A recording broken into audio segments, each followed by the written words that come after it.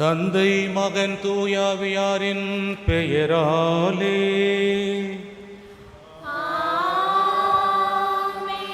நம் ஆண்டவராகிய இயேசு கிறிஸ்துவின் அருளும் கடவுளின் அன்பும் தூய ஆவியானவரின் தோழமையும் உங்கள் அனைவரோடும் இருப்பதாக.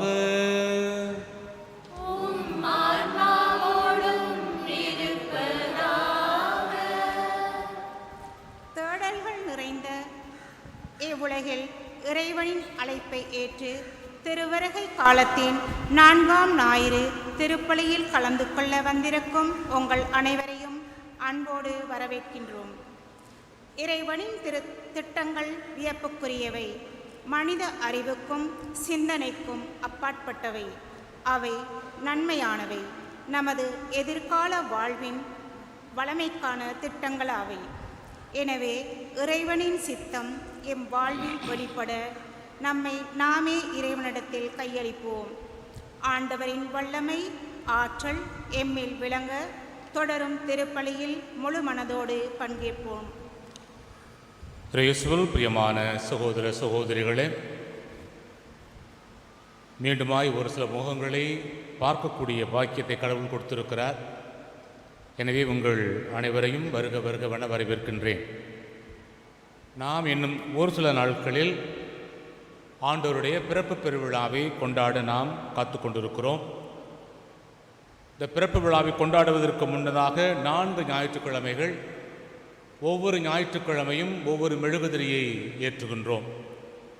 முதலாவது வாரத்தில் எதிர்நோக்கு என்ற மெழுகுதிரியை ஏற்றி ஆண்டவர் வருவார், நாம் எதிர்நோக்கி இருக்க வேண்டும் என்ற சிந்தனையோடும், அவர் அமைதியின் தேவனாக வருகிறார் என்ற எண்ணத்தில் 2வது வாரத்தில் அமைதியின் மெழுகுதிரியையும், அவர் மகிழ்ச்சியை கொடுக்கும் தெய்வம் என்ற எண்ணத்தில் மகிழ்ச்சியின் திரியை கடந்த வாரமும், எல்லாவற்றுக்கும் மேலாக அவர் அன்பாய் இருக்கிறார், அந்த அன்பு கடவுள் வரவிருக்கிறார் என்ற அர்த்தத்தில் அன்பிற்கான மெழுகுதிரியை இந்த வாரம் ஏற்றிருக்கின்றோம்.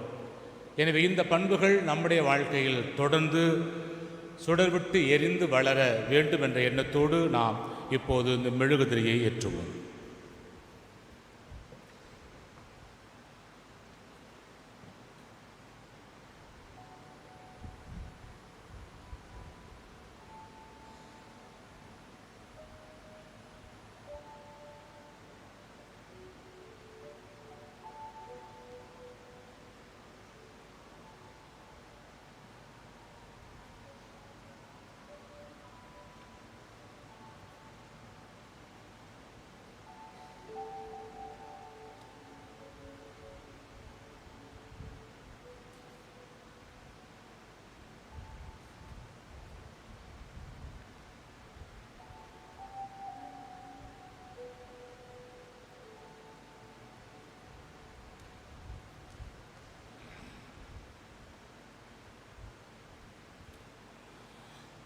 அன்பை உருவான கடவுள் நம்மோடு இருக்கிறார், நம்முடன் இருந்து நம்மை வழிநடத்துகின்றார். இன்பம் துன்பம் எது வந்தாலும் அவர் நம்மை விட்டு அகழ்வதில்லை என்ற ஒரு சிந்தனையில் நாம் தியானிக்க இருக்கிறோம். நம்மோடு இருக்கின்ற கடவுளோடு நாம் உடன் பயணிக்கிறோமா அல்லது அவரை மறந்து வாழ்ந்து கொண்டிருக்கிறோமா? சிந்தித்து பார்ப்போம். தவறிப்போன நேரங்களுக்காக மன வருத்தம் அடைவோம். ஆண்டவருடைய மன்னிப்பையும் இரக்கத்தையும் இறைஞ்சி மன்றாடுவோம். எல்லாம் அல்ல இறைவனிடமும் சகோதர சகோதரிகளே உங்களிடமும் நான் பாவி என்று ஏற்றுக்கொள்ளுகிறேன். ஏனெனில் சிந்தனையாலும் சொல்லாலும் செயலாலும் கடமையில் தவறியதாலும் பாவங்கள் பல செய்தேன். என் பாவமே என் பாவமே என் பெரும் பாவமே. ஆகையால் எப்பொழுதும் கன்னியான புனித மரியாதையும் வானதூத புனிதர் அனைவரையும் சகோதர சகோதரிகளே உங்களையும் நம் தேவனாகிய ஆண்டவரிடம் எனக்காக வேண்டிக் கொள்ள மன்றாடுகின்றேன். எல்லாம் அல்ல இறைவன் நம் மீது இரக்கம் வைத்து நம் பாவங்களை எல்லாம் மன்னித்து நம்மை நிலை வாழ்வுக்கு அழைத்துச் செல்வாராக. ஆமென்.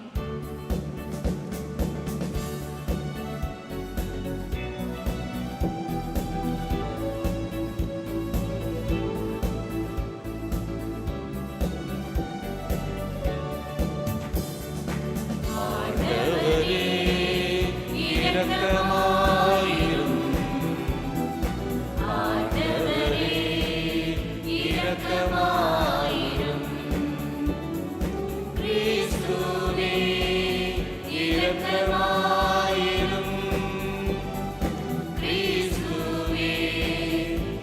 இரக்கமாயிரும். ஆண்டவரே இரக்கமாயிரும். ஆண்டவரே இரக்கமாயிரும். இரக்கமாயிரும். மன்றாடுவோமாக. ஆண்டவரே, உமது அருளை எங்கள் மனங்களில் பொழிந்தருள உம்மை வேண்டுகின்றோம். உம் திருமகன் மனிதரானதை வானதூதர் வழியாக நாங்கள் அறிந்திருக்கின்றோம். அவருடைய பாடுகளினாலும் சிலுவையினாலும் உயிர்ப்பின் மாட்சி பெற நீர் எங்களை அழைத்து செல்வீராக. உம்மோடு தூயாவியாரின் ஒன்றிப்பில் இறைவனா என்றென்றும் வாழ்ந்து ஆட்சி செய்கின்ற எங்கள் ஆண்டவரும் உம் திருமகனுமாகிய இயேசு கிறிஸ்து வழியாக உம்மை மன்றாடுகின்றோம்.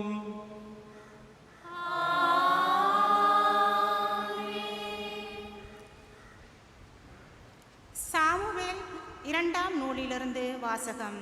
அதிகாரம் 7, இறை வசனங்கள் 1 தொடங்கி 5 வரையும், 8ஆம் வசனமும் 12ஆம் வசனமும் 14 தொடங்கி 16 முடிய. தாவீது அரசர் தம் அரண்மனையில் குடியேறிய பின் சுட்டியிருந்த எல்லா எதிரிகளின் தொல்லைகளினின்றும் ஆண்டவர் அவருக்கு ஓய்வு அளித்தார். அப்போது இறைவாக்கினர் நாத்தானை தாவீது அழைத்து, பாரும், நான் கேதுரு மரங்களான அரண்மனையில் வாழ்கின்றேன்.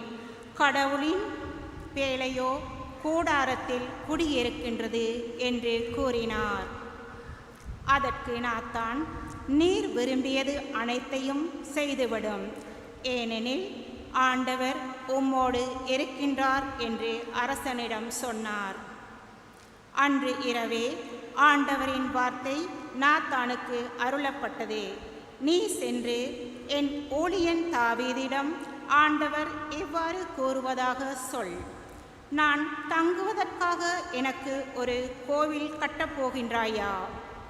என் மக்கள் இஸ்ரேலின் தலைவனாக விளங்க புல்வெளியில் ஆடு மேய்த்து கொண்டிருந்த உன்னை நான் அழைத்தேன். நீ சென்ற இடமெல்லாம் நான் உன்னோடு இருந்தேன். உன் கண்முன் உன் எதிரிகள் அனைவரையும் அழித்தேன். மேலும் உலகில் வாழும் பெரு மனிதர் போல் நீ புகழ் பெற செய்வேன். எனது மக்களாகிய இஸ்ரேலுக்கு ஓர் இடத்தை அளிப்பேன். அவர்கள் அந்த இடத்திலேயே நிலைத்து வாழ செய்வேன். என் மக்களாகிய இஸ்ரேல் மீது நீதி தலைவர்களை ஏற்படுத்தி நாட்களாகிய தொடங்கிய காலத்தில் தீயவர்கள் அவர்கள் ஒடுக்கப்பட்டது போல இனியும் அவர்கள் அலைக்கழிக்கப்பட மாட்டார்கள். அனைவரின் தொல்லையினின்றும் உனக்கு ஓய்வு அளிப்பேன். மேலும் ஆண்டவர் தாமே தம் வீட்டை கட்டப்போவதாக அவர் உனக்கு அறிவித்தார். உன் வாழ்நாள் நிறைவு பெற்று நீ உன் மூதாதையரோடு துயில் கொள்ளும் போது உனக்கு பிறக்கும் உன் வழித்தோற்றலை உனக்கு பின் நான் உயர்த்தி அவனது அரசை நான் நிலைநாட்டுவேன். நான் உனக்கு தந்தையாக இருப்பேன், அவன் எனக்கு மகனாக இருப்பான். என் முன்பாக உனது குடும்பமும் உனது அரசும் என்றும் உறுதியாய் இருக்கும். எனது அரியணையை என்றுமே நிலைத்திருக்கும். இது ஆண்டவர் வழங்கும் அருள்வாக்கு. உங்கள் பதில்: ஆண்டவரின் பேரன்பை பற்றி நான் என்றும் பாடுவேன். ஆண்டவரின் பேரன்பை பற்றி நான் என்றும் பாடுவேன்.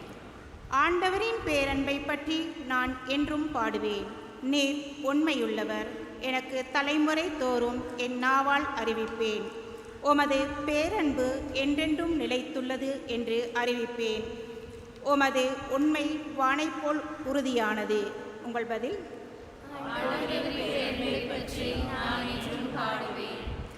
நீர் உரைத்தது, நான் தேர்ந்து கொண்டவனோடு உடன்படிக்கை செய்து கொண்டேன். என் ஊழியன் தாவீதுக்கு ஆணையிட்டு நான் கூறியது, உன் வழிமரபை என்றென்றும் நிலைக்க செய்வேன். உன் அரியணையை தலைமுறை தலைமுறையாக நிலைநிற்க செய்வேன். உங்கள் பதில்? ஆண்டவரின் பேரன்பை பற்றி நான் என்றும் பாடுவேன். நீரே என் தந்தை, என் இறைவன், என் மீட்பின் பாறை என்று அவன் என்னை அழைப்பான். அவன் மீது கொண்ட பேரன்பு என்றும் நிலைத்திருக்குமாறு அவனோடு நான் செய்து கொண்ட உடன்படிக்கையும் எப்போதும் நிலைத்திருக்கும். உங்கள் பதில்? ஆண்டவரின் பேரன்பை பற்றி நான் என்றும் பாடுவேன். திருத்தூதர் பவுல் ரோமையருக்கு எழுதிய திருமுகத்திலிருந்து வாசகம். அதிகாரம் 16, இறைவசனங்கள் 25 தொடங்கி 27 முடிய.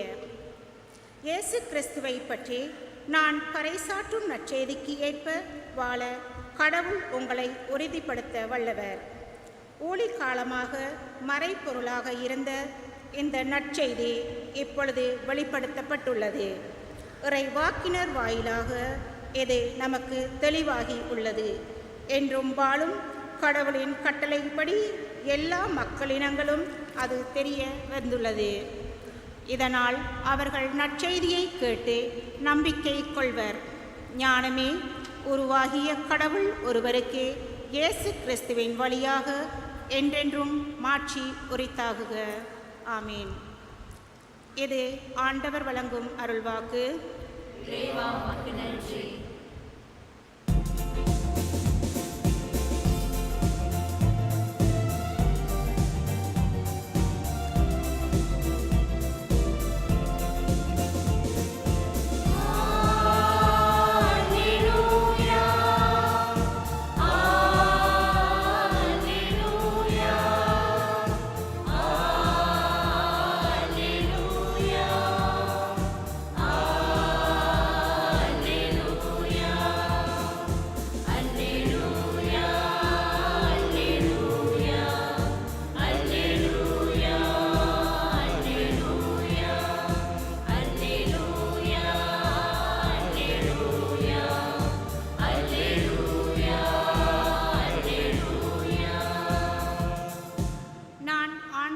அடிமை, உம் சொற்படியே எனக்கு நிகழட்டும்.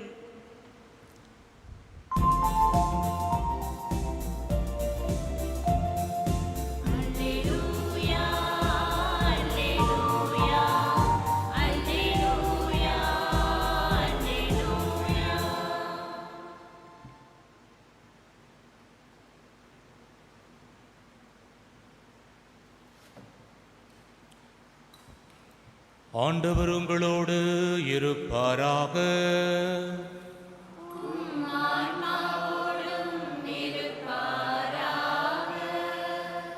புனித லூக்கா எழுதிய தூய நற்செய்தியிலிருந்து வாசகம்.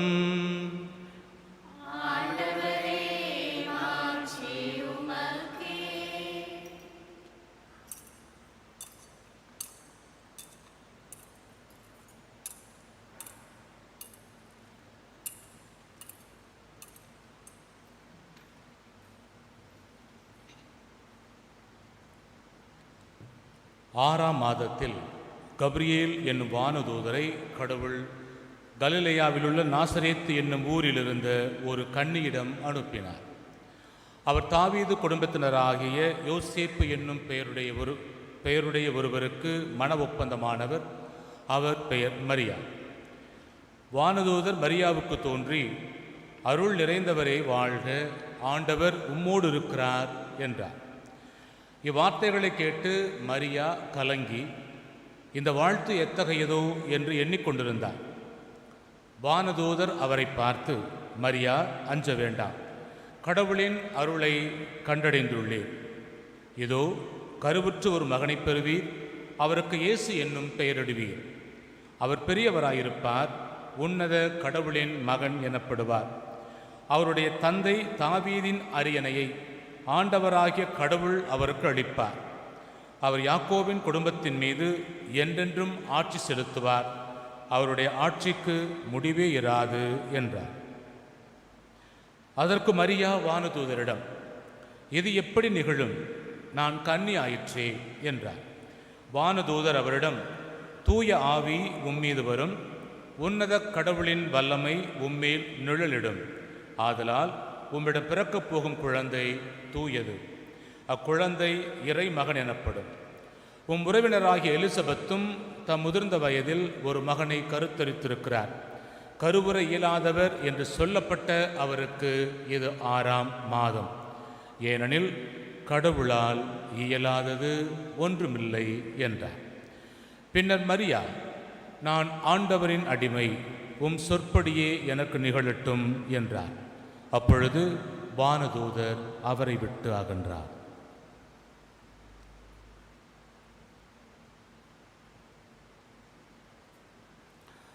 ஆண்டவரின் அருள்வாக்கு.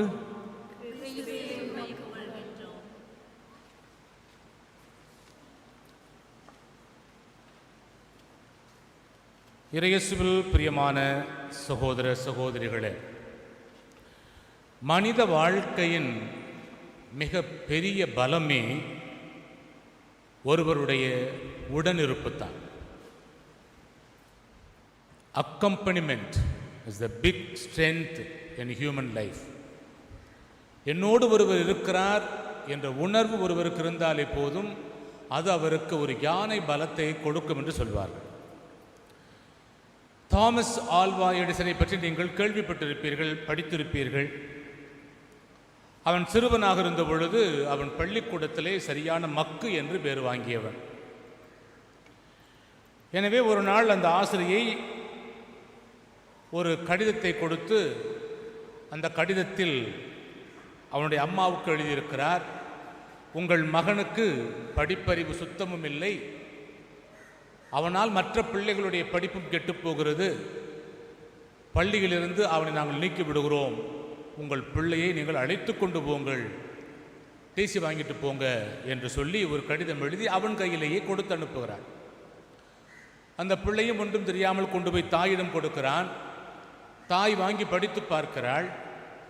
அதை படித்தவுடன் அவளுக்கு ஒரு அதிர்ச்சி தூக்கி வாரி போடுகிறது. என் பிள்ளை அவ்வளவு மக்காக இருக்கிறானா, இவனால் மற்ற பிள்ளைகளுக்கும் கல்வி கற்றுக் கொடுக்க முடியவில்லையா, என்ன செய்வது என்ற வேதனையோடு தடுமாறிக்கொண்டிருந்த வேளையில் இந்த பையன் கேட்பான், என்னம்மா கடிதம், என் ஆசிரியை கொடுத்து விட்டாரே என்று சொன்ன பொழுது அவள் சொன்னாளாம், நீதான் அந்த பள்ளியிலேயே அதி புத்திசாலியாக இருக்கிறாயாம், உனக்கு அவரால் கற்றுக் கொடுக்க முடியாதாம், ஏனென்றால் நீ மற்ற பிள்ளைகளை விட பயங்கர பிரில்லியண்டாக இருக்கிறாய் என்று சொல்லி எழுதியிருக்கிறார். எனவே பரவாயில்லை, நான் உனக்கு எல்லா பாடத்தையும் கற்று தருகிறேன் என்று சொல்லி அந்த தாய் அந்த பிள்ளைக்கு எல்லாவற்றையும் கற்றுக் கொடுத்தாளாம். ஒரு தாய் ஒரு ஆசிரியையாக மாறி அந்த பிள்ளைக்கு எல்லா பாடத்தையும் கற்றுக் கொடுத்து உலகத்தின் மிக சிறந்த ஒரு விஞ்ஞானியாக அவனை உருவாக்கினான். அவன் விஞ்ஞானியாக வருவதற்கு காரணம் என்ன? அந்த தாயினுடைய உடனிருப்பு. கற்றுக் கொடுக்க வேண்டிய ஆசிரியை அவள் ஒரு முட்டாள் மக்கு என்று சொன்னாள். ஆனால் பெற்ற தாய் நினைத்தாள், என் பிள்ளை மக்கு அல்ல, அவனை சிறந்ததொரு மகனாக உயர்த்துவேன் என்று சொன்னவள் ஒரு மிகப்பெரிய விஞ்ஞானியை இந்த உலகத்திற்கு கொடுத்திருக்கிறாள் என்றால் அந்த தாயினுடைய உடனிருப்பு அவனை அந்த அளவுக்கு உயர்த்தியது. இன்னொரு உண்மை சம்பவம், ஒரு இளம் பெண் ஒருத்தி மிகவும் கடினமான கஷ்டமான ஏழை குடும்பத்திலே பிறந்தவள்,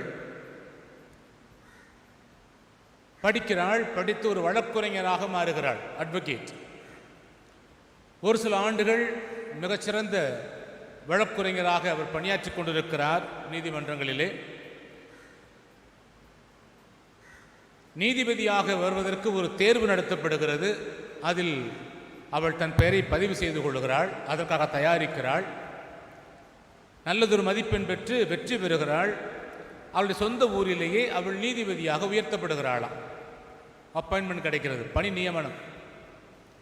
அங்கே சிறந்த ஒரு நீதிபதியாக பணியாற்றி கொண்டிருக்கிறாள். ஒரு முறை தன் தோழர்களோடு நீதிமன்றம் வருகின்ற வேளையிலே அவர்கள் பேசிக்கொண்டு வருகிறார்கள், ஏம்மா இவ்வளவு இள வயதில் நீ எப்படி ஒரு சிறந்த ஒரு வழக்குரைஞராகவும் தற்போது ஒரு நீதிபதியாகவும் உயர்ந்திருக்கிறாயே, அதன் காரணம் என்ன, அதன் ரகசியம் என்ன என்று கேட்டபொழுது அவள் சொன்னாளாம், வாருங்கள் போகும் பொழுது ஒரு டீ குடிச்சிட்டே பேசுவோமே என்று சொல்லி நீதிமன்ற வளாக வாயிலின் அருகில் ஒரு வயதானவர் சாதாரண எளிய ஆடையோடு ஒரு மிதிவண்டியில் சைக்கிளில் அந்த டீ வியாபாரம் செய்கிற அந்த பாத்திரத்தை வைத்து கொண்டு விற்று கொண்டிருக்கிறார்.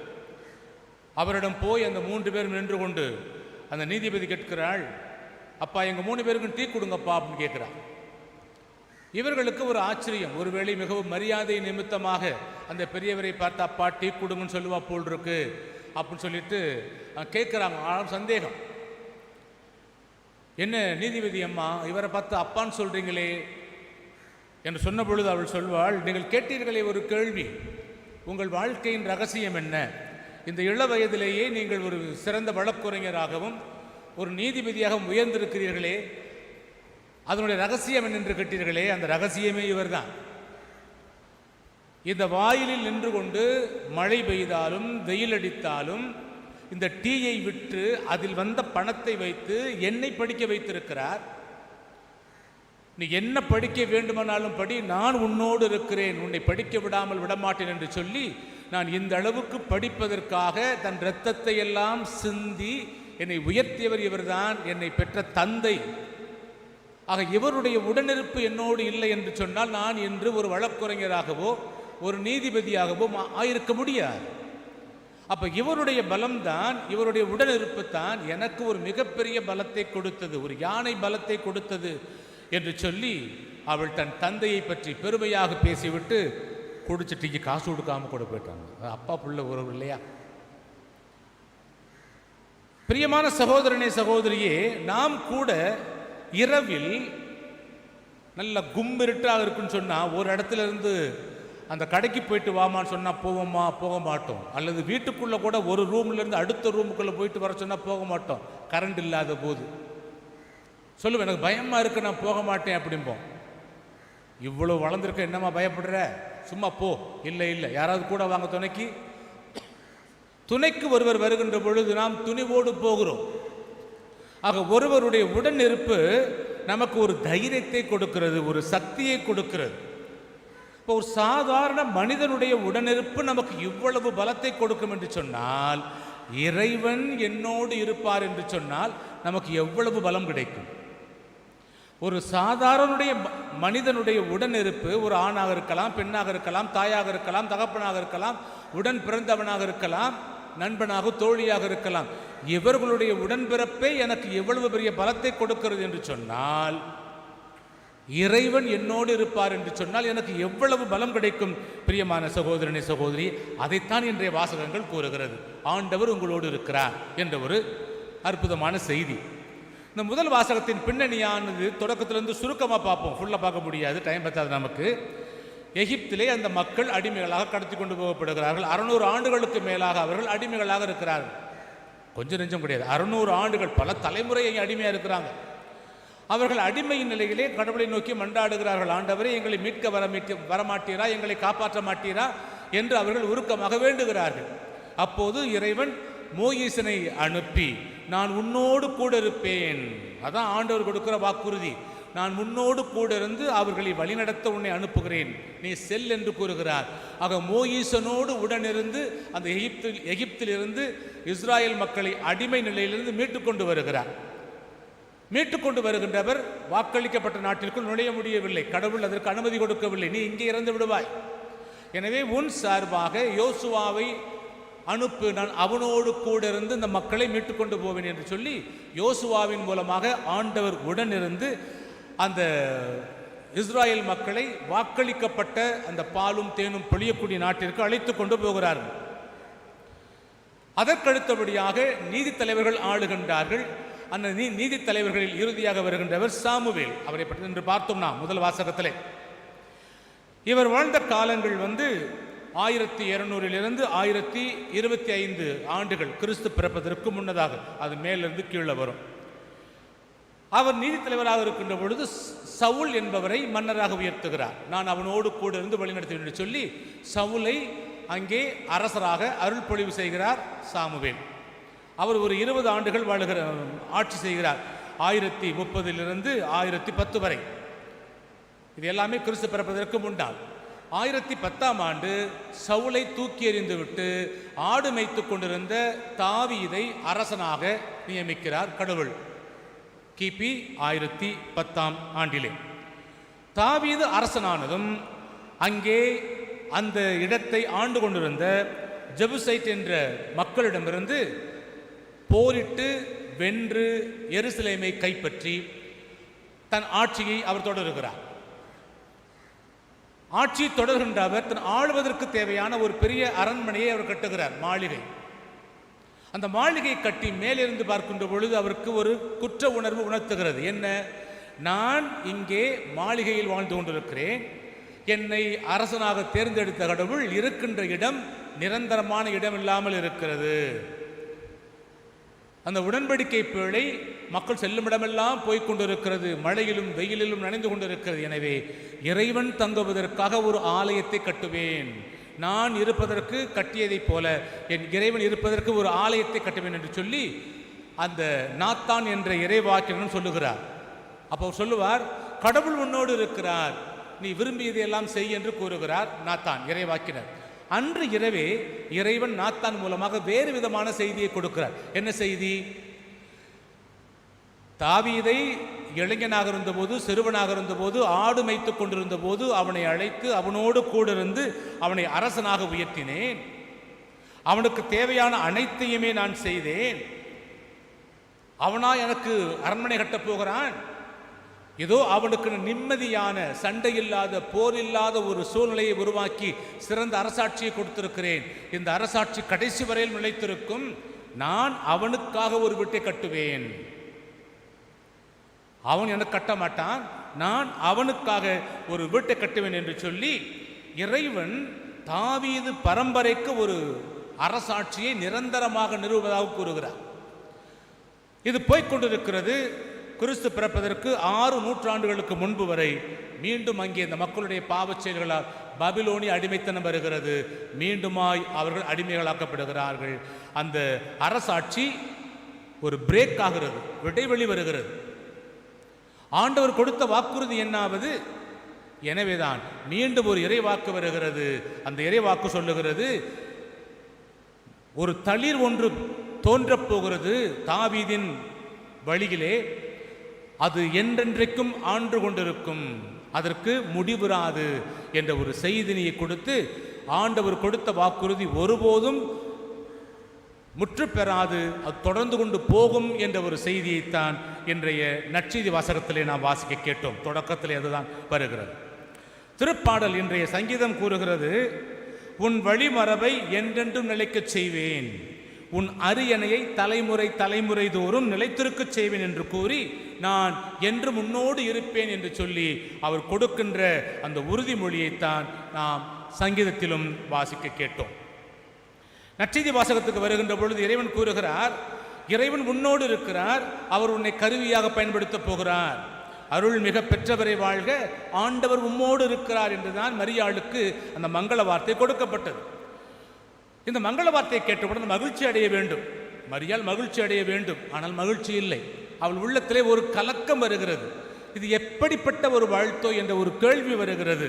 எனவேதான் அவள் உள்ளத்தில் எழுந்த கேள்வியை அவள் கேட்கிறாள், இது எப்படி நிகழும், இது எப்படி நடக்கும் என்ற ஒரு கவலையோடு இருக்கின்ற பொழுது வானதூதரை அவளுடைய எண்ண ஓட்டத்தை அறிந்து கொண்டு அவர் பதில் கொடுக்கிறார். பதில் கொடுக்கின்ற கடவுள் விட்டு விட்டெல்லாம் கொடுக்கல, ஏதோ கட கட கட கடன்னு சொல்ல வேண்டிய எல்லாவற்றையும் சொல்லி முடித்து விடுகிறார். அவர் சொல்லுகின்ற செய்தியில் 7 விதமான உறுதிமொழி, ஒரு வாக்குறுதி போல அவர் கொடுக்கிறார். ஒருவேளை நான் சொல்லுவதற்கு முன்னால் இடைமறித்து மரியாள் நோய் என்று சொல்லிவிடுவாளோ, முடியாது என்று சொல்லிவிடுவாளோ என்ற ஒரு பயம் அந்த வானதூதர் உள்ளத்தில் இருந்திருக்க வேண்டும். எனவேதான் மூச்சு விடாமல் சொல்லிவிட்டு போகிறார். என்ன ஒரு வாக்குறுதி கொடுக்கிறார் என்ற வாசகத்திலே நாம் பார்க்கின்றோம். அந்த ஒரு சிறிய பேராகிராஃபில் பத்தியில் வருகின்ற ஆசீர்வாதம்: 1, நீ தாயாக உயர்வாய். 1. 2வது, இந்த குழந்தை பிறப்பது என்பது மனித உறவினால் அல்ல, இறைவன் உறவினால், தூய ஆவியின் வல்லமையால் இது நடைபெறும். 3வதாக, பிறக்கப் போகும் குழந்தை கடவுளுடைய குழந்தை, மனித குழந்தை அல்ல. 4வதாக, அந்த குழந்தைக்கு நீதான் பெயரிடப் போகிறாய், இயேசு என்று நீ பெயரிடப் போகிறாய். அது 4வது வாக்குறுதி. 5வதாக, இந்த குழந்தை தாவீதின் வழிமரபினிலே இறைவன் அவரை அரசராக என்றென்றைக்கும் அரசராக உயர்த்தி வைப்பார் என்று 5ஆவதாக கொடுக்கிறார். 6ஆவதாக இவர் தாவீதின் குலத்தின் மட்டுமல்ல, யாக்கோபின் குடும்பம், இந்த பரம்பரை முன்னாள் பரம்பரையிலிருந்து அவர் அரசாழ்வார் என்று கூறுகிறார். 7ஆவதாக இவருடைய ஆட்சிக்கு முடிவு என்பதே இராது என்று 7 வாக்குறுதிகளை மரியாளுக்கு கொடுத்து, இவை எல்லாமே கடவுள் உன்னோடு இருப்பதால் நடக்கக்கூடிய காரியங்கள் என்று கூறுகிறார். அப்பதான் மரியாள் கேட்கிறாள், அவள் குமரியாக இருந்தாலும் சிறு பிள்ளையாக இருந்தாலும் கேட்கிறாள், எனக்கு திருமணமாகவில்லை, நிச்சயம் மட்டுமாயிருக்கிறது, எப்படி குழந்தை பிறக்கும்? குழந்தை பிறப்பதற்கு தாம்பத்திய வாழ்க்கை வேண்டும் அல்லவா? அதற்குத்தான் ஆண்டவர் வானதூதர் மூலமாக கொடுத்த அந்த செய்தி. ஏனென்றால் இஸ்ராயல் குலத்திலே, ஏன் நம் சமுதாயத்திலும் கூட திருமணமாகாமல் குழந்தை பெற்றால் அவர்களை விபச்சாரி என்பார்கள், அல்லது தவறான வழியில் பெற்றவள் என்பதால் அவளை கல்லால் எறிந்து கொள்ள வேண்டும். அந்த நாட்டிலே ரோமியர்கள் ஆண்டு கொண்டிருந்த சமயத்திலே மரியாள் வாழ்ந்த பொழுது இந்த ரோமை படை வீரர்கள் அங்கே இருந்து இளம் பெண்களை எல்லாம் பாலியல் வன்புணர்வு செய்வார்கள். இதனால் பல பேர் கருத்தாங்குவார்கள். அதற்கு தகப்பன் யார் என்று சொல்ல முடியாது. இந்த நிலையில் இந்த இராணுவத்தினரால் அவர்கள் கொடுமை செய்யப்பட்டு பாலியல் வன்புணர்வு செய்யப்பட்டதால் இந்த குழந்தைக்கு அவர்கள் தாயாகி அவமானப்பட்டு நடுத்தெருவிலே கல்லால் எறிந்து கொன்று விடுவார்கள், விபச்சாரியாக இருப்பதால். அது அவள் செய்த குற்றம் அல்ல, ஆனாலும் சமுதாயம் அவளை கொன்றுவிடும். இது இவளுக்கு தெரியும். எனவேதான் அவள் பயப்படுகிறாள். நான் எந்த குற்றமும் செய்யாமல் எனக்கேன் இந்த நிலைமை? எனவேதான் கேட்டாள், இது எங்கனமாகும்? அதற்குத்தான் கடவுள் வாக்குறுதி கொடுப்பது போல, நீ பயப்படாதே, இது உன்னால் நடைபெறுவது கிடையாது, கடவுளால் நடைபெறுகிறது என்று சொல்லுகிறார். சொன்னது மட்டுமல்லாமல் ஒரு சான்றும் கூறுகிறார். உன் உறவினரான எலிசபெத்து முதிர்ந்த வயதில் கருத்தரித்திருக்கிறாள், கருவுற இயலாது என்று சொல்லப்பட்டவருக்கு இது 6ஆம் மாதம். ஆக கடவுளால் ஆகாதது ஒன்றுமில்லை.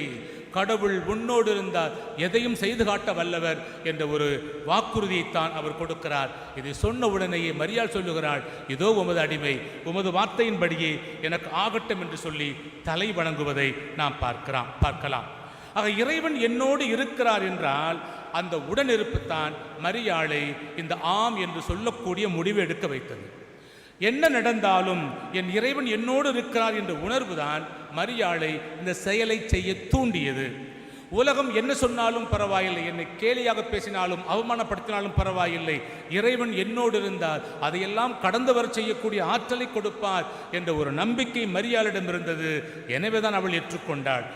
இறைவனால் முடியாதது எதுவும் இல்லை என்ற உணர்வு மரியாளிடம் இருந்தது. எனவேதான் அவருடைய விருப்பத்திற்கு எதிராக நான் எதையும் செய்ய மாட்டேன், அவர் விருப்பத்திற்கு என்னையே நான் தலை தாழ்த்துவேன் என்று சொல்லி அதை மனமுவந்து ஏற்றுக்கொள்ளுகிறாள் மரியாள்.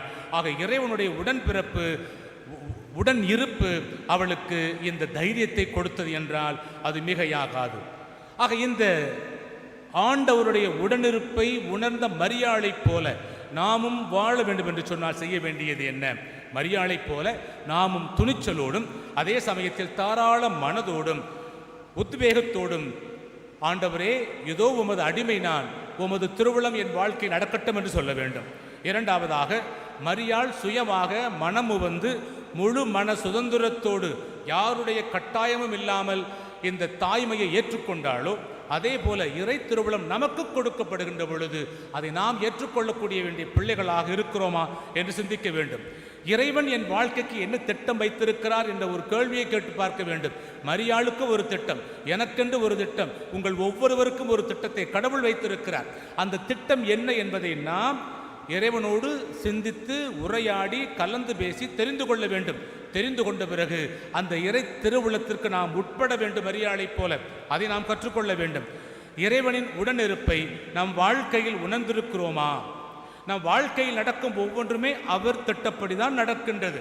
நாம் நடந்தாலும் கீழே விழுந்தாலும் எழுந்தாலும் எல்லாம் அவருடைய திட்டம்தான் என்பதை உணர்ந்திருந்தால் அவருடைய திட்டத்திற்கு முழு மனதோடு நாம் ஆதரவு கொடுப்போம். திருப்பலியிலே பார்க்கிறோம், 4-5 இடங்களிலே ஆண்டவர் உம்மோடு இருப்பாராக என்று சொல்லித்தான் திருப்பலி தொடங்குகிறது, திருப்பலி முடிகின்றது.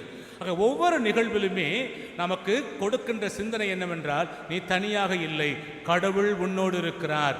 கடவுள் உன்னோடு இந்த உடனிருப்பை ஒவ்வொரு நாளும் தெரிவித்துக் கொண்டு உன்னை வழிநடத்தி கொண்டிருக்கிறார் என்ற ஒரு செய்தியினை கொடுத்து கொண்டிருக்கிறது. ஆக இறைவனுடைய பிறப்பு பெருவிழா என்பதும் இம்மானுவேல், கடவுள் நம்மோடு, கடவுளுடைய உடன்பிறப்பு உடன் இருப்பு நம்மோடு என்ற ஒரு செய்தியைத்தான் கொடுக்கின்ற விழா அந்த கிறிஸ்துமஸ் பெருவிழா.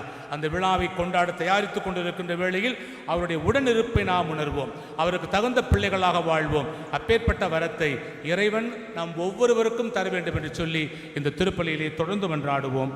ஆமென். அனைவரும் எழுந்து நம்முடைய விசுவாசத்தை அறிக்கையிடுவோம்.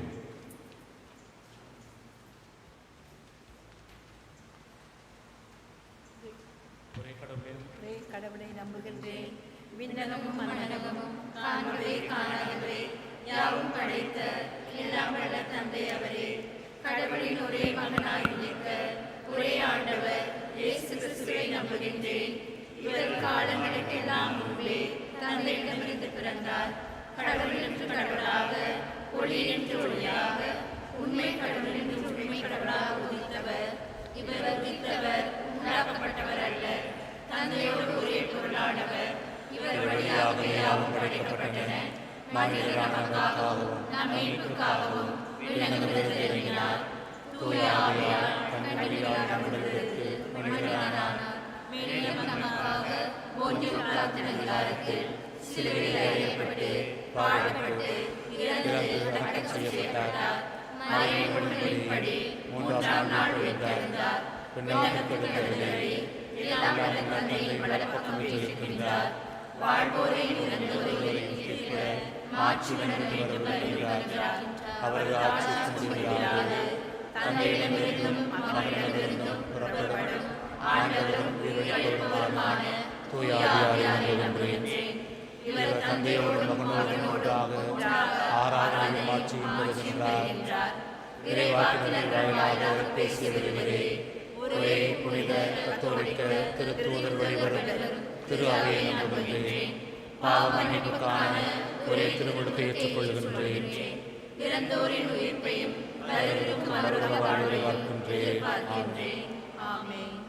இறைவன் நம்மோடு இருக்கின்றார் என்ற உண்மையை உணர்ந்திருக்கின்ற நாம்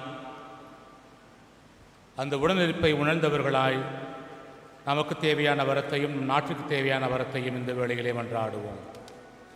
உங்கள் பதில், ஆண்டவரே எங்கள் மன்றாட்டை கேட்டருளும். ஆண்டவரே எங்கள் மன்றாட்டை கேட்டருளும். தேர்ந்து கொண்டவர்களோடு உடன்படிக்கை செய்து கொள்ளும் தந்தையே இறைவா, எம் திருத்தந்தை, ஆயர்கள், குருக்கள், துறவிகள் அனைவரும் நாங்கள் உமது அடிமை, நீர் விரும்புவதை நிறைவேற்றுவதே தங்கள் பணி என்பதை ஆழமாக உணரவும், நீர் அவர்களுக்கு வழங்கிய பணியை எச்சூழ்நிலையிலும் மன உறுதியோடு நிறைவேற்றவும் அவர்களுக்கு தேவையான ஞானத்தை அளித்திட வேண்டுமென்று இறைவா உம்மை மன்றாடுகின்றோம். இரக்கமுள்ள தேவனே, உமது இரக்கமும் கிருபையும் என்றும் உள்ளதே. அவ்விரக்கத்தினால் எங்களையும் எங்கள் குடும்பங்களையும் எமது பங்கையும் இவ்வுலகத்தையும் வரப்போகும் எல்லாவித தீன்மைகளிலிருந்தும் போராட்டங்களிலிருந்தும் எம்மை பாதுகாத்து வழிநடத்தியறல வேண்டுமென்று இறைவா உம்மை மன்றாடுகின்றோம். வல்லமையுள்ள ஆண்டவரே, இது எப்படி நிகழும் என்று தேவத்தாய் வானதூதரிடம் கேட்கின்றார். கடவுளால் ஆகாதது ஒன்றுமில்லை என்கின்றார். கடவுளுடைய நேரம் வரும்போது எதிர்பாராதவை நடக்கும்.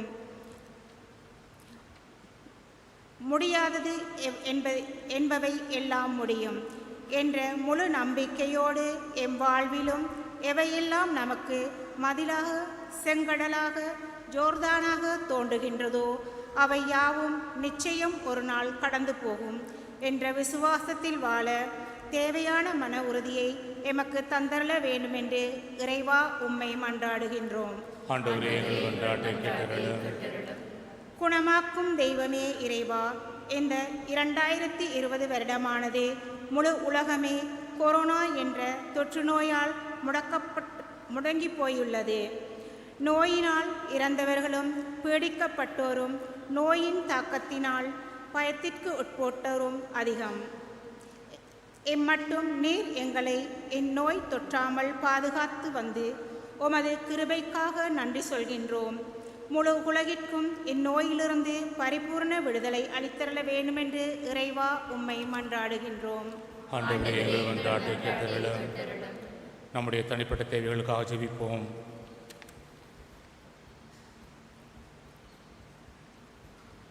இறைவன் நம்மோடு கூட இருந்து நம்மை வழிநடத்த வேண்டும். நாம் சந்திக்கின்ற சவால்கள், பிரச்சனைகள் அனைத்திலுமிருந்து நாம் விடுபட வேண்டும். குறிப்பாக ஜெபித்தது போல இந்த கொரோனா தொற்றிலிருந்து நாம் முழுமையாக விடுபட நாம் சிறப்பாக ஜெபிப்போம்.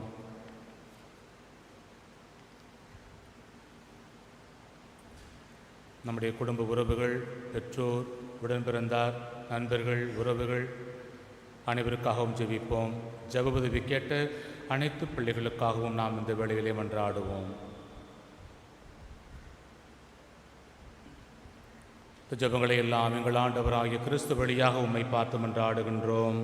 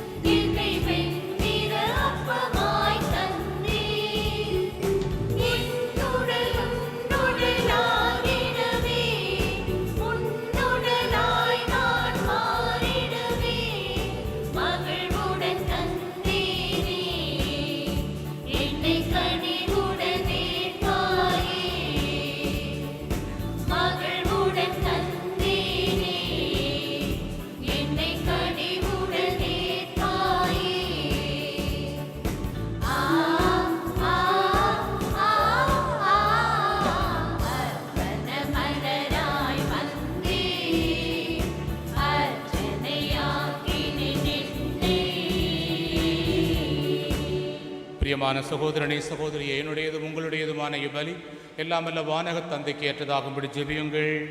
ஆண்டவர் தமது பெயரின் புகழ்ச்சிக்காகவும் மாட்சிக்காகவும் நமது நன்மைக்காகவும் புனித திரு அவை அனைத்து நலனுக்காகவும் உமது கையிலிருந்தபடி ஏற்றுக்கொள்வாராக.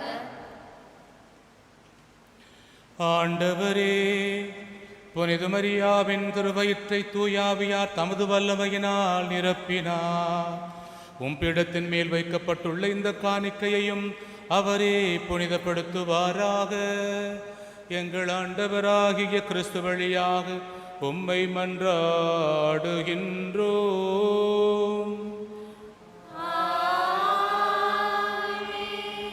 ஆண்டவர் உங்களோடு இருப்பாராக.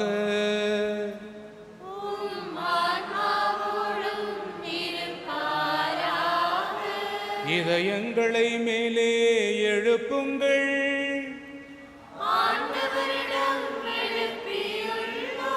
நாம் இறைவனாகிய ஆண்டவருக்கு நன்றி கூறுவோம்.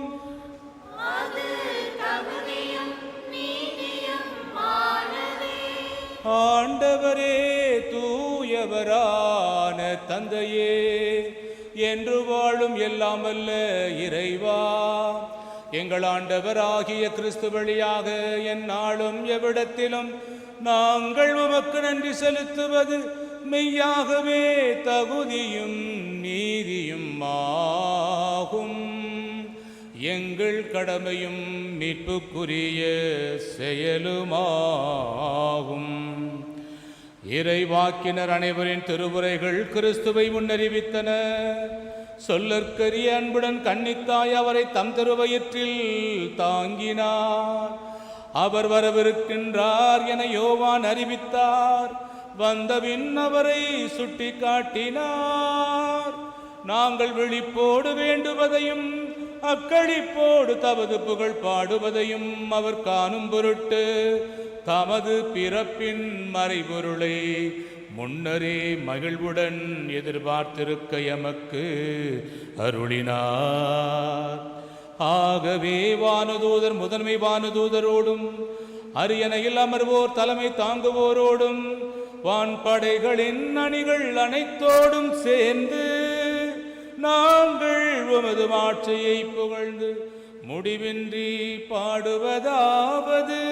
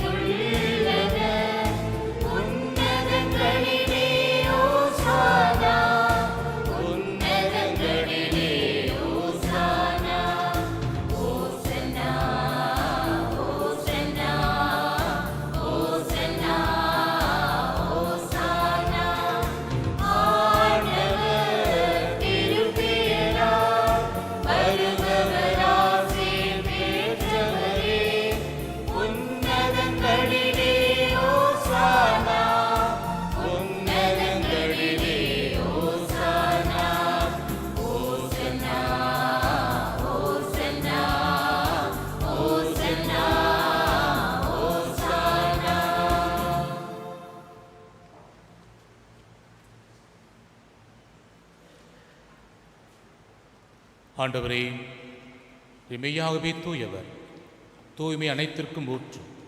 ஆகவே உம்முடைய ஆவியை பொழிந்து இக்காணிக்கைகளை தூய்மைப்படுத்த உம்மை வேண்டுகின்றோம். இவ்வாறு எங்கள் ஆண்டவர் இயேசு கிறிஸ்துவின் உடலும் இரத்தமுமாக எங்களுக்கு இவை மாறுவனவாக. அவர் பாடுபட உளம் கனிந்து தம்மை கையளித்த போது அப்பத்தை எடுத்து நன்றி செலுத்தி அதை பெற்று தம் சீடர்களுக்கு அளித்து கூறியதாவது: அனைவரும் இதிலிருந்து பெற்று உண்ணுங்கள், ஏனெனில் இது உங்களுக்காக கையளிக்கப்படும் என் உடல்.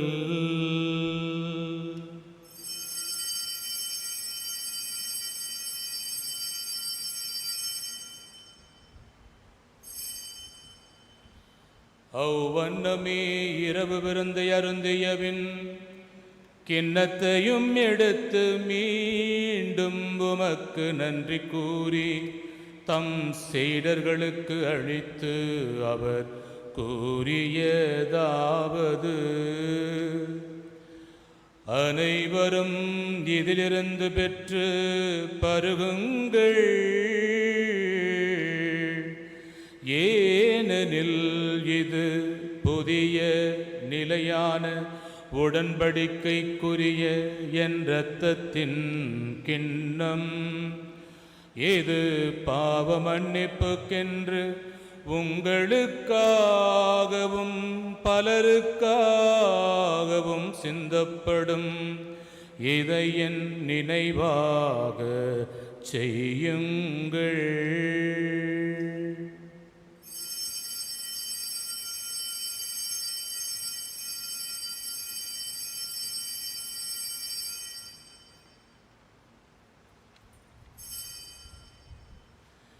நம்பிக்கையின் மறைபொருள். ஆண்டவரே, நீர் வருமளவும் உமது இறப்பினை அறிக்கையிடுகின்றோ, உமது உயிர்ப்பினையும் எடுத்துரைக்கின்றோ. ஆகவே ஆண்டவரே, நாங்கள் கிறிஸ்துவின் இறப்பினையும் உயிர்ப்பினையும் நினைவு கூர்ந்து வாழ்வு தரும் அப்பத்தையும் மீட்பளிக்கும் கிண்ணத்தையும் உமக்கு ஒப்புக் கொடுக்கின்றோம். உம் திருமுன் நின்று உமக்கு ஊழியம் புரிய தகுந்தவர்கள் என எங்களை ஏற்றுக்கொண்டீர். எனவே உமக்கு நன்றி செலுத்துகின்றோம். மேலும் கிறிஸ்துவின் உடலிலும் இரத்தத்திலும் பங்கு கொள்ளும் எங்களை அதே தூயாவியால் ஒன்று சேர்க்க வேண்டுமென உம்மை தாழ்மையுடன் மன்றாடுகின்றோம். ஆண்டவரே, உலகெங்கும் பரவியிருக்கும் அது திரு அவையை நினைவு கூர்ந்தருளும். எங்கள் திருத்தந்தை பிரான்சிஸ், எங்கள் ஆயர் மால்கம் ரஞ்சித், எல்லா திரு நிலையினர் ஆகிய அனைவரோடும் உமது திரு அவை அன்பில் நிறைவு பெறச் செய்தருளும். உயிர்த்தெழும் எதிர்நோக்குடன் துயில் கொள்ளும் எங்கள் சகோதரர் சகோதரிகளையும் இறந்தோர் அனைவரையும் இரக்கத்துடன் நினைவு கூர்ந்து உமது திருமுக ஒளியினுள் ஏற்றருளும். எங்கள் அனைவர் மீதும் இரக்கமாயிரும். கடவுளின் கன்னித்தாயான புனித மரியா, அவருடைய கணவரான புனித யோசேப்பு, புனித திருத்தூதர்கள், இவ்வுலகில் உமக்கு உகந்தவராயிருந்தோர் ஆகிய புனிதர் அனைவருடனும் நாங்கள் நிலை வாழ்வில் பங்கு கொள்ளும் தகுதி பெற்று உம் திருமகன் இயேசு கிறிஸ்து வழியாக உம்மை புகழ்ந்தேத்தும் வரமருள உம்மை மன்றாடுகின்றோம். இவர் வழியாக இவரோடு இவரில் எல்லாம் வல்ல இறைவனாகிய தந்தையே, தூய ஆவியாரின் ஒன்றிப்பில் எல்லா புகழும் மாட்சியும் என்றென்றும் உமக்கு உரியதே.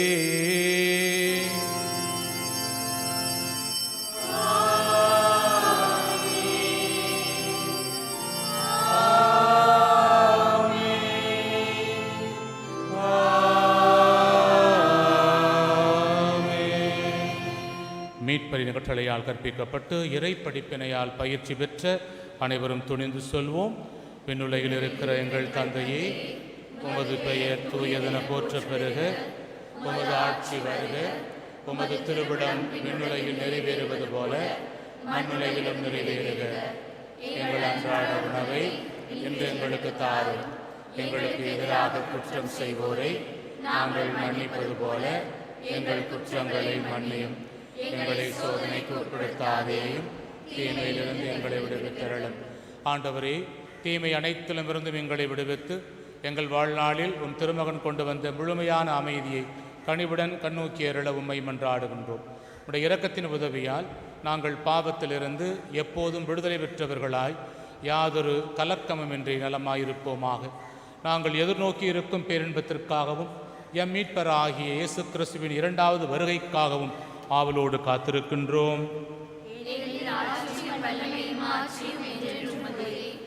ஆண்டவரே இயேசு கிறிஸ்துவே, அமைதியை உங்களுக்கு விட்டுச் செல்கின்றேன், என் அமைதியை உங்களுக்கு அளிக்கின்றேன் என்று உம் திருத்தூதர்களுக்கு மொழிந்தீரே.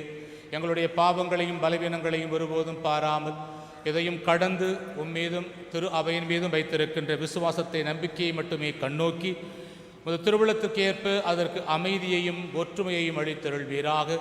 என்றென்றும் வாழ்ந்து ஆட்சி செய்கின்றவர் நீரே. ஆண்டவருடைய அமைதி உங்களோடு என்று இருப்பதாக. இயேசு கொண்டு வந்த அந்த அமைதியை, சந்தோஷம், சமாதானத்தை நாம் ஒருவர் பிறரோடு மகிழ்ச்சியாய் பகிர்ந்து கொள்வோம். அமைதி.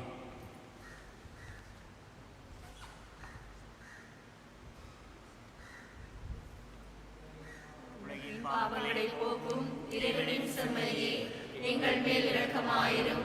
உலகின் பாவங்களை போக்கும் இறைவனின் செம்மறியே, எங்கள் மேல் இரக்கமாயிரும். உலகின் பாவங்களை போக்கும் இறைவனின் செம்மறியே, எங்களுக்கு அமைதி அளித்தருளும். இதோ இறைவனின் செம்மறி, இவரை உலகின் பாவங்களை போக்குகின்றவர். நம்மோடு உடன் இருப்பதாக வாக்குறுதி கொடுத்த கடவுள், நம்மை விட்டு விலகாமல் இன்பத்திலும் துன்பத்திலும் கரம் பிடித்து வழிநடத்துவேன் என்று வாக்குறுதி கொடுத்த கடவுள். ஆனால் நாம் அவரை விட்டு பிரிந்திருக்கிறோமா? அவ்வாறு பிரிந்து வாழும் நேரங்களில் கூட மீண்டுமாய் இணைந்து வாழ்வதற்காக சக்தி கொடுப்பதற்காக, திரும்பி வருவதற்காக தன் உடலை உடைத்து விருந்து படைக்கிறார். இந்த விருந்திலே கலந்து கொள்ள வந்திருக்கின்ற ஒவ்வொருவருமே பேறு பெற்றோர். ஆண்டவரே, நீர் என் இல்லத்தில் எழுந்தருள நான் தகுதியற்றவன். ஆனால் உலகம் என்று சொல்லுகிறதும் எனது ஆன்மா நலமடையும்.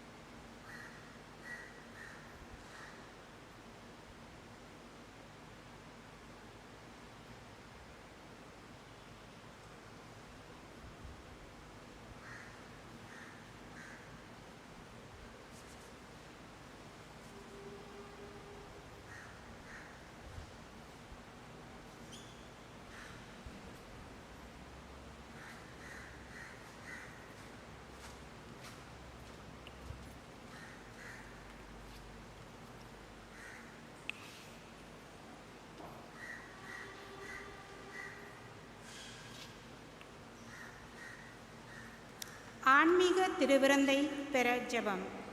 என் இனிய இயேசுவே, தூய நற்கருணையில் நீர் உண்மையாகவே பிரசன்னமாய் இருக்கின்றீர் என்பதை நான் நம்புகின்றேன். இந்த உலகத்தில் உள்ள எல்லா பொருட்களையும் விட உம்மை நான் அன்பு செய்கின்றேன்.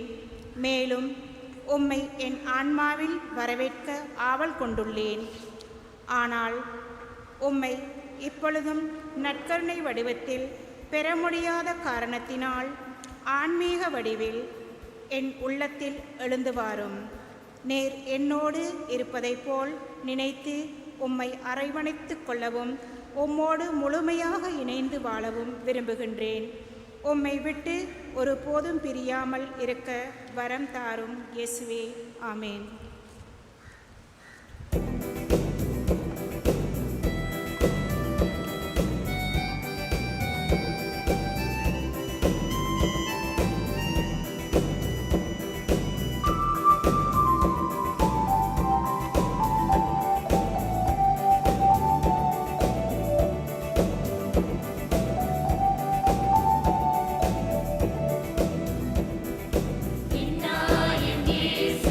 என்னுடைய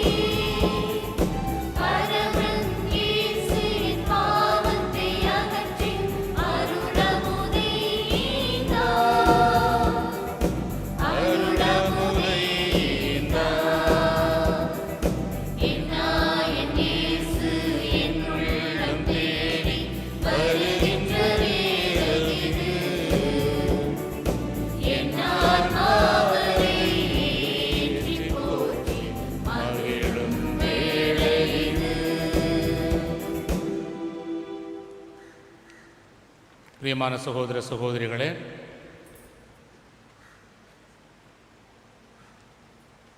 ஒரு மாதம் 1.5 மாதம் ஆச்சா கோயிலுக்கு வந்துட்டீங்கலாம்? 2 மாதம் ஆச்சா?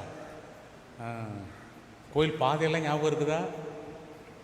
பல சமயங்களில் மறந்துருப்போம், ஆனாலும் வந்திருக்கிறீங்க, சந்தோஷம். நீங்கள் வர முடியாததுனால தான் உங்களுக்காக லைவ் ஸ்ட்ரீமிங்கெல்லாம் போட்டுக்கிட்டு இருக்கிறோம். நான் தமிழ் மாதம் வந்து பார்க்குற மக்கள் வந்து 15 பேர் 20 பேர் தான். எல்லார் கையிலையும் மொபைல் இருக்குது, எல்லார் கையிலையுமே நெட்டு இருக்குது. நீங்கள் கோயிலுக்கு வர முடியலைங்கிறதுக்காகத்தான் அந்த இது. என்ன கேட்டால் டேட்டா போகுது ஃபாதர் அப்படிங்கிறீங்க. உங்களுக்கு வந்து இந்த மாஸ் ஃபுல்லாகவே உங்களுக்கு கம்ப்ரெஸ் பண்ணி தான் அனுப்புகிறாங்க. ஸோ அதனால் வந்து ரொம்ப டேட்டா போகாது. ஏன்னா ஒரு 550-600 MB போகும்.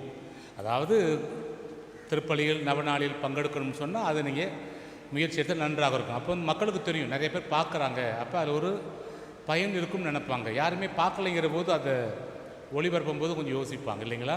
அதனால் நம்முடைய மக்கள் நீங்கள் தான் அதை உற்சாகப்படுத்தணும், என்கரேஜ் பண்ணணும், அதை பார்க்கணும். கோயிலுக்கு வர முடியாத ஒரு காலகட்டத்தில் இன்றைக்கி வந்திருக்கிறீங்க, பரவாயில்லை. எத்தனையோ வெளிநாட்டில் இருக்கலாம், பார்க்க முடியாமல் உங்கள் உறவுகள், அவங்களுக்கு இந்த லிங்க் அனுப்பலாம். அதுபோல் ஒரு ஆன்மீக சேவை செய்ய அன்போடு கேட்டுக்கொள்கிறேன். ஏதோ கன்னி கருவுருவார், ஒரு மகனை பெற்றெடுப்பார், அவர் பெயர் இம்மானுவேல் என அழைக்கப்படும். எழுந்து நிற்போம், ஆண்டவருக்கு நன்றி செலுத்துவோம். மன்றாடுவோமாக. எல்லாம் வல்ல இறைவா, நிலையான மீட்பின் உறுதிப்பாட்டை பெற்றுக்கொண்ட நாங்கள் உம்மை வேண்டுகின்றோம். மீட்பு அளிக்கும் திருநாள் நெருங்கி வரும் இவ்வேளையில் நாங்கள் மென்மேலும் இறைப்பற்றுடன் திருமகனுடைய பிறப்பின் மறை நிகழ்வை தகுதியான முறையில் கொண்டாட முன்னேறுவோமாக. என்றென்று வாழ்ந்து ஆட்சி செய்கின்ற அவர் வழியாக உம்மை மன்றாடுகின்றோம்.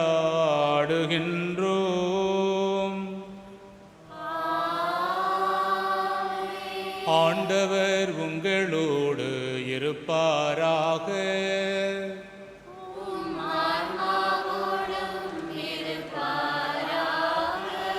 எல்லாம் வல்ல இறைவன் தந்தை, மகன், தூயாவியார் உங்கள் அனைவரையும் நிறைவாய் ஆசீர்வதிப்பாராக.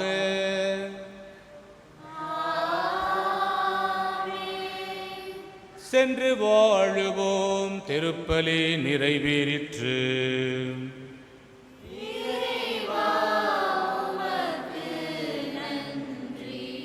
வரும் 25ஆம் தேதி கிறிஸ்து பிறப்பு பெருவிழாவை முன்னிட்டு வழக்கம் போல ஞாயிற்றுக்கிழமை போல திருப்பலி நடைபெறும். மக்கள் கலந்து கொண்டு அந்த நிகழ்வில் மகிழ்ச்சி அடைய, பங்கு பெற இறைவனை நம் உள்ளத்தில் தாங்க அன்போடு அழைக்கின்றோம். நாட்டிற்காக ஜெபம்.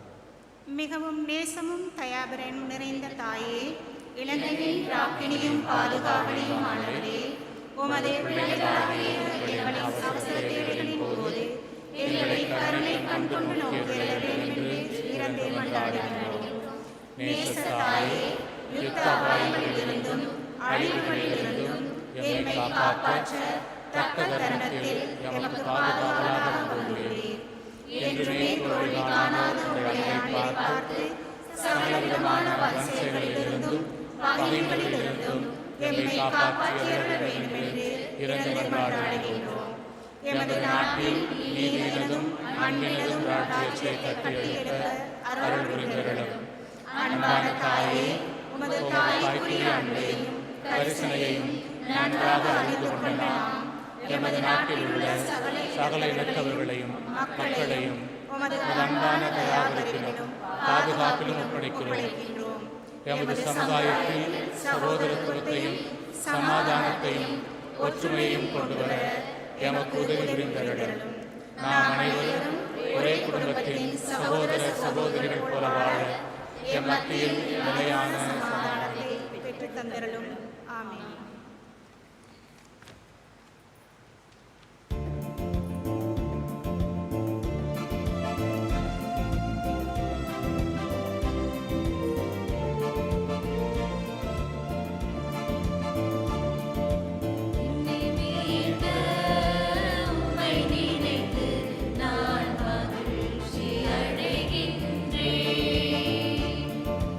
என்னை மீட்ட உம்மை நினை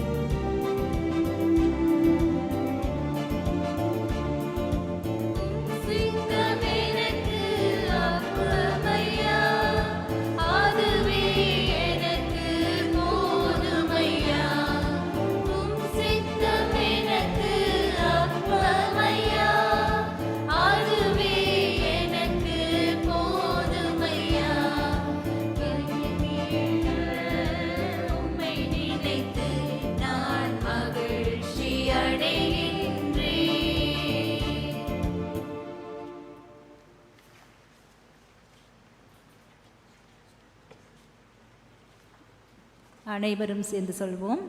அச்சிஷ்ட சிலுவை அடையாளத்தினாலே எங்கள் சத்துருக்களத்திலிருந்து எங்களை இரட்சித்துக் கொள்ளும் எங்கள் சர்வேஸ்வரா, பிதாசுதன் பரிசுத்த ஆவியின் பேராலே ஆமென்.